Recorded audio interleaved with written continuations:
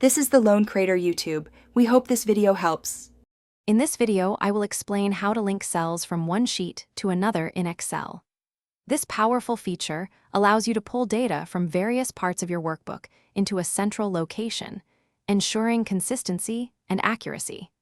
Imagine having a summary sheet that automatically updates whenever your raw data changes. That's the magic of linking cells. It saves you a tremendous amount of time and reduces the risk of errors in your spreadsheets. Let's dive into the simplest and most direct way to create these links. First, go to the sheet and cell where you want the linked information to appear. Type an equals sign, which tells Excel you're starting a formula. Next, simply click on the tab of the sheet containing your source data, and then click on the exact cell you wish to link.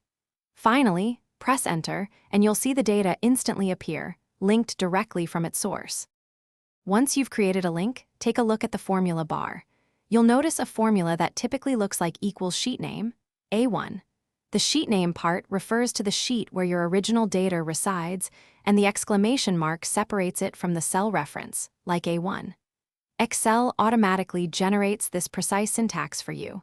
This formula is the backbone of your link, ensuring that any changes in the source cell are immediately reflected in your linked cell. Linking cells offers numerous benefits, primarily ensuring data consistency and saving you valuable time. You'll never have to manually update the same piece of information in multiple places again.